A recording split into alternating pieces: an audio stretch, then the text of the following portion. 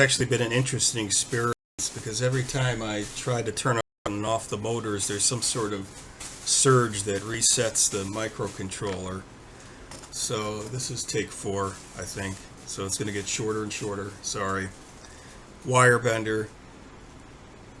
3 main parts.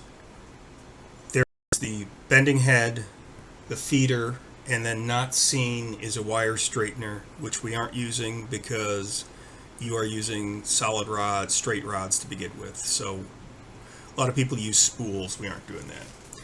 Okay. On the feeder part, this is the part with the motor. This is a stepper motor. And it will feed material backwards and forwards. So let's turn on the power and see if it resets again. Okay, so you see right now I've got a piece of filament, 3D printer plastic filament in here just for test purposes so you can see it going back and forth. I just have it going back and forth. So let me just recenter it there.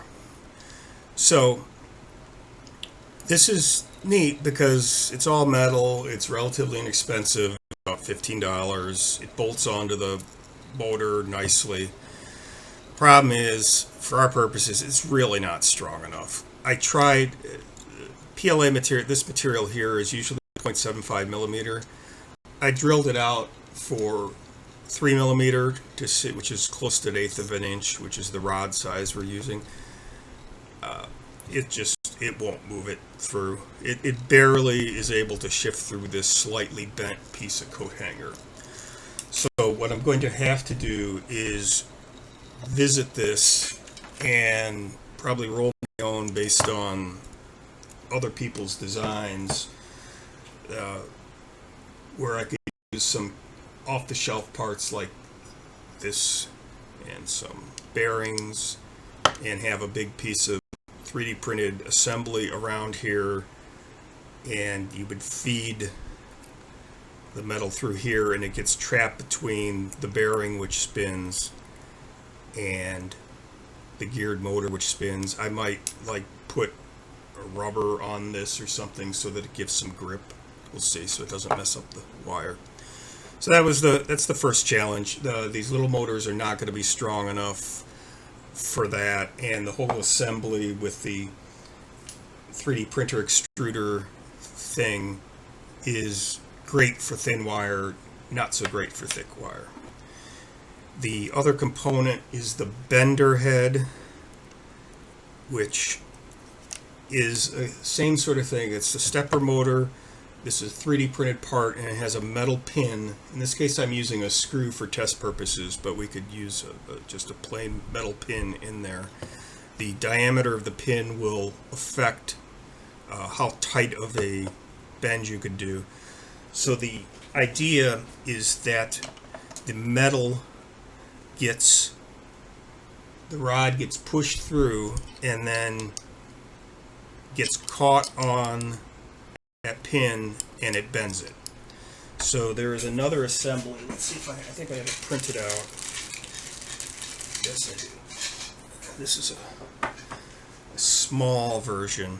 So the idea is that there's a hole in the middle of this. This would probably be made out of metal. The rod would go into here. So imagine it inside.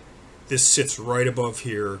It feeds the metal, it catches, it does a bend up to that degree, and then shifts this forward or back.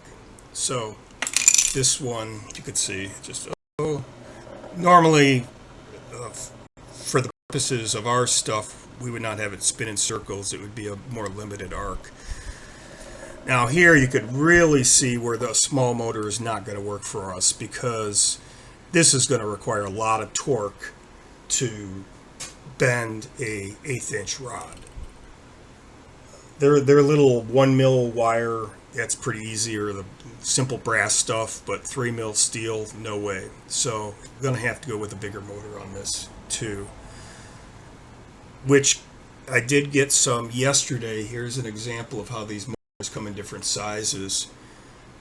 This is in my left hand, this is a NEMA 17, and the reason it's called 17 is because it's 1.7 inches between the mounting posts. So these are around for a while, as you can tell, it's not metric. This is a NEMA 23, 2.3 inches, and it is far more powerful. It's also more expensive. These little 17s, which are used on 3D printers all the time, are relatively inexpensive, under $10 each. These bigger ones are closer to $20 each. And they're also available to get additional torque, more strength on the motor. What they do is there are different versions. This is the smallest, and they have one that goes out about 4 inches long, and there's even a bigger one, but those end up getting about $80 or $90. If I was getting to that point, I would gear the motor. I'd have 3D printed gears to reduce the speed, but increase the torque. Also keep in mind, so these are steppers, so I have complete control of how many steps it goes in each direction. And these are running slow right now. They're running very slow for demonstration purposes, but they will go fast. So if I did have to gear this one, it's not going to be obscenely slow. So what I found out so far, I'm going to have bigger motors. I'm going to have a custom feed mechanism, and I've seen some ideas from people who are doing bigger stuff. And let's see what else. Better feed, better bender, probably geared on this. We don't need a straightener because our rods are going to be straight.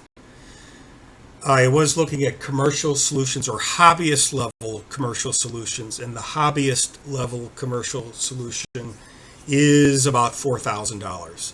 So these things get very, very expensive very quickly. The big machines that you see on YouTube that are bending wire like crazy in 3 dimensions, those are hundreds of thousands of dollars. So obviously not going to work from a cost perspective. But I think we'll be able to do something with some of these bigger motors, some more customization, and we'll go from there. I've got, let's see, I think I have all my parts right now. I'm waiting for a couple more parts to come in today and tomorrow, which will help solve this problem. For now, I think I'm going to be 3D modeling and coming up with a base for this and get the feed working. That'll be a nice step. Talk to you soon. Bye.